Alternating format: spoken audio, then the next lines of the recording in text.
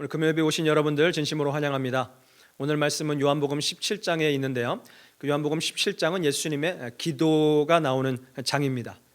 그래서 이 예수님의 기도 안에 보면은 놀라운 우리 믿는 자들에게 인생들에게 중요한 아주 중요한 주제들이 키워드들이 한 구절 한 구절 안에 담겨 있더라고요.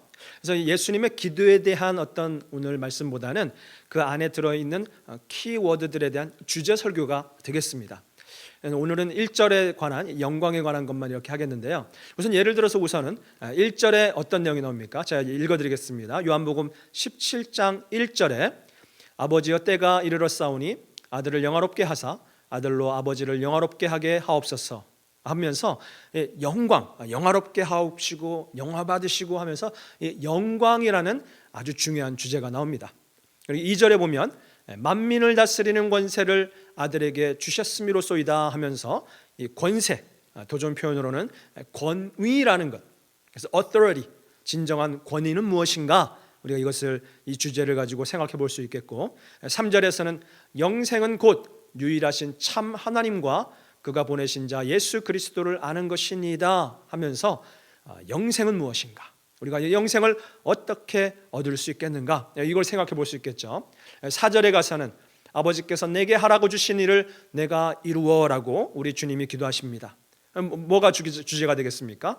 하나님께서 나에게 하라고 주신 그 일은 무엇인가? 일은 무엇인가? 믿는 자들이 생각하는 일, 그 일이란 무엇인가에 대한 주제를 가지고 우리가 깊이 연구하고 생각해 볼 수 있겠다. 5절, 6절, 7절 가면서도 이러한 중요한 키워드들이 계속해서 나옵니다. 그래서 이거에 대해서 좀 연구해 보고 싶다라는 마음을 가지고 이 말씀을 연구했고요. 그래서 오늘 예수님의 기도 가운데 오늘 볼 것은 1절에 나와 있는 영광, 하나님의 영광은 무엇인가? 우리가 다 영광 돌린다, 영광 받으시옵소서, 하나님의 영광을 위해서 삽니다 하지만 진짜 하나님의 영광은 무엇인가? 이걸 우리가 잘 몰랐죠. 그래서 오늘 이 시간 하나님의 영광은 무엇인가에 대해서 함께 알아보도록 하겠습니다. 이 주제에 대해서 We Become What We Worship이라는 책이 있습니다. 여기에 나오는 것을 많이 참조했고, 그리고 Desiring God, 존 파이퍼 목사님이 운영하시는 이런 신학 웹사이트인데 거기에 있는 글들을 이렇게 봤고요. 그리고 한국 웹사이트에서 황영광 목사님이라는 분의 글을 많이 참조했습니다. 뭐 참조 정도가 아니고 거기에 있는 내용들이 거의 그대로 오늘 함께 나누는 내용들입니다. 그렇게 하면서 거기에 대한 적용 부분들을 우리가 계속해서 나누어 가도록 하겠습니다. 자, 그럼 이제 본론으로 돌아가서 하나님의 영광은 그것은 무엇인가? 세 가지로 이렇게 나눌 수가 있겠는데요. 첫 번째, 하나님의 존재 자체로부터 나오는 영광이다.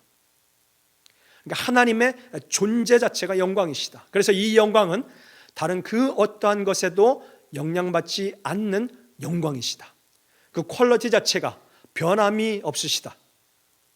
그 세상의 어떤 것도 이 영광을 떨어뜨리거나 해할 수 없다는 것이죠. 예를 들어서 땅 위에서는 눈이 오고 비가 오고 안개가 끼고 그리고 막 여러 가지 현상들이 일어나지 않습니까? 그러나 이 구름 위로 올라가면 어떻습니까? 언제나 변함없이 찬란한 태양이 빛나는 그런 것과 같은 것이라는 것이죠. 하나님의 영광이라는 것이 그 어떠한 것으로부터도 영향받지 않으시는 지존하신 오직 유일하신 영광이시다. 이것이 하나님의 영광이시라는 것입니다. 그런데 이 인간은 이 영광을 볼 수도 없고 생각할 수도 없고 인간의 능력으로는 이해할 수도 없습니다. 그래서 하나님께서 그래서 어떻게 하셨을까요? 이 영광을 우리가 조금이나마 이해할 수 있도록 알 수 있도록 우리에게 성경을 주셨습니다. 그리고 성육신, 예수 그리스도께서 성육신 하셔서 그 하나님의 영광을 우리에게 보여주셨고, 그리고 성령을 주셔서 하나님의 이 엄청난 영광을 조금이나마 이해할 수 있도록 도우신다라는 것이죠. 자, 이것이 하나님의 영광의 첫 번째 모습입니다. 두 번째 영광은 표현된 영광입니다. 드러난 영광, 나타난 영광이라는 것이죠. 하나님의 속성, 그 인품이, 성품이 그대로 드러나는 것이다. 예를 들어 하나님은 전능하시다. 그러면 이러한 전능성이 하나님의 수많은 기적들을 통해서, 능력들을 통해서 표현된다는 것이죠. 하나님은 선하시다. 그러니까 하나님은 긍휼과 자비가 많으시고, 출애굽기에 이러한 하나님의 이러한 영광이 많이 드러나는데요. 그래서 하나님께서는 이스라엘 백성들을 애굽에서 구원해 내십니다. 광야에서 먹이시고 입히시고 돌보십니다. 출애굽기 33장에 모세의 이런 기록이 있습니다. 모세가 이르되 원하건대 주의 영광을 내게 보이소서. 그러죠. 주의 영광을 내게 보이소서. 하나님의 답이 무엇이었습니까? 여호와께서 이르시되 내가 내 모든 선한 것을 내 앞으로 지나가게 하고 여호와의 이름을 내 앞에 선포하리라. 나는 은혜 베풀 자에게 은혜를 베풀고 긍휼히 여길 자에게 긍휼을 베푸느니라. 출애굽기 33장 18절 19절 말씀입니다. 여러분 보십시오. 하나님의 영광이 어떻게 나타납니까? 하나님의 성품이 드러나는 것, 하나님의 능력, 긍휼, 은혜가 드러나는 것을 통해서 하나님의 영광이 나타난다. 이것이 두 번째 하나님의 영광의 모습입니다. 세 번째 영광은 무엇이냐? 바로 이 반사된 영광, 혹은 좀 어려운 말로 반영된 영광, 똑같은 말이죠. 반영된 영광이라 합니다. 하나님의 그 영광이 있습니다. 영광의 빛이 비춰집니다. 그러면 이제 하나님의 자녀들, 하나님 사람들은 그 영광을 바라볼 때에 그것에 심취하는 것이죠. 도취되는 것이죠. 너무 아름다운 그 영광, 그 위대하신 영광, 그것에 가까이 가고 싶어 하고 그것을 찬양하고. 근데 여기에서만 끝나는 게 아니죠. 어떻게 됩니까? 바로 그 영광을 이제는 내가 담고 싶어 하는 것이죠.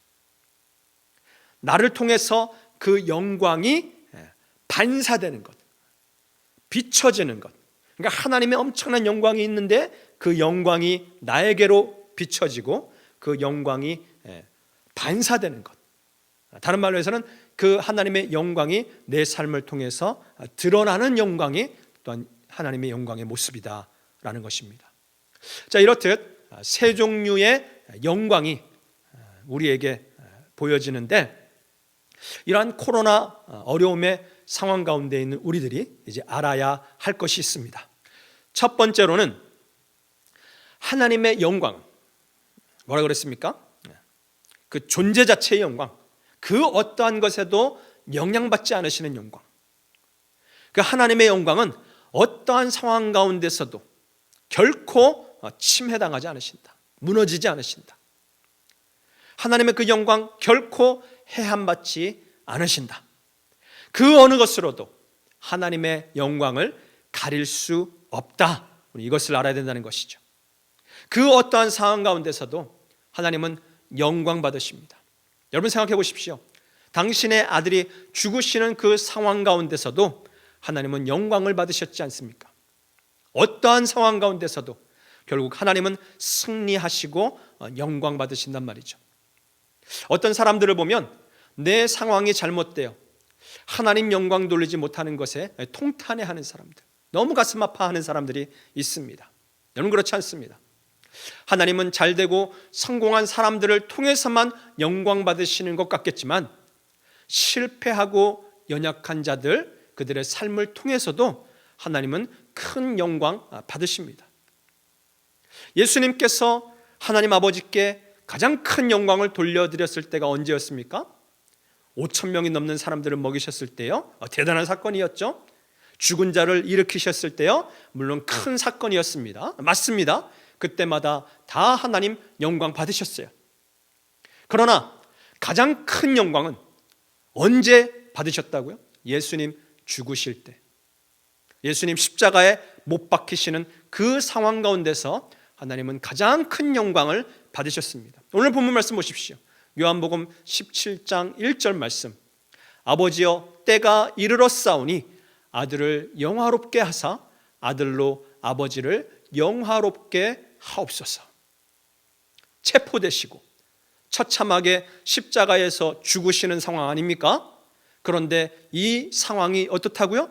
하나님께 영광이 된다는 것입니다. 내가 실패해서, 내가 연약해서, 내가 병들어서 하나님께 영광 못 되는 것 아닌가? 부자 되고 건강해야 하나님 영광 가리지 않는데 여러분 혹시 그런 생각 가지지 않습니까? 그러나 여러분, 하나님은 우리의 어떤 상황 가운데서도 영광 받으신단 말입니다.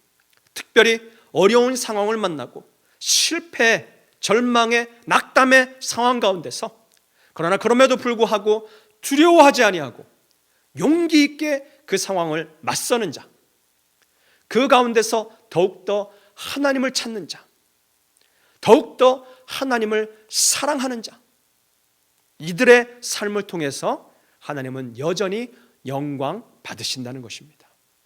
지금도 생각나는 한 분이 있습니다. 박인혜 사모님이라는 분이신데요, 이분은 평생을 가난하게 사모로 사셨습니다. 가난하셨지만 주변 분들에게 아주 너그러우셨어요. 성품이 인자하셨습니다. 남편 되시는 목사님이 가진 고생을 다 하시다가 미군 군목이 되셨습니다. 이제 월급도 많아졌고요, 형편도 좋아졌습니다. 그러다가 이제 그 목사님이 소령으로, 메이저로 진급을 하셨어요. 딸들은 다 대학 갈 나이가 되고 이제는 남은 여생 편안하게 행복하게 사시겠다 했습니다. 그런데 덜컥 폐암에 걸리셨습니다. 슬프게도 병이 너무 늦게 발견되어서 폐암 말기라는 것이었습니다. 이제 손 쓸 수도 할 수 있는 게 아무것도 없는 상태에서 마지막 숨을 몰아쉬시며, 여러분 얼마나 하루하루가 고통이셨겠어요? 그런데 옆에서 간호하셨던 한 권사님께서 전해주신 말씀입니다. 그 폐암의 마지막 큰 고통이 찾아올 때마다 사모님은 바르게 정자에서 앉으시고 주먹을 불끈 쥐시면서 강인한 목소리로 말씀하시는 것이죠. 하나님의 딸 박인혜, 하나님께 영광 돌립니다. 또다시 고통이 몸을 찌르면 그 고통 가운데서 주먹을 불끈 쥐십니다. 그리고는 그 고통을 꿀떡 한번 삼키시고 하나님의 딸 박인혜, 하나님께 영광 돌립니다. 마지막 숨을 몰아쉬는 가운데 드렸던 그 영광, 여러분 하나님은 그 영광 크게 받으셨습니다. 비참한 가운데 혹시 여러분 있으십니까? 어려움 가운데 있으십니까? 여러분, 그 어려움 비참한 가운데서 고통을 인내하며 올려드리는 그 영광, 하나님께서는 크게 기쁘게 받으시는 것입니다. 다음 주 수요일에는 두 번째, 세 번째 주제에 대해서 더 나누고, 오늘 이렇게 모든 말씀에 관한 것들을 두 번의 설교를 통해서 마치도록 하겠습니다.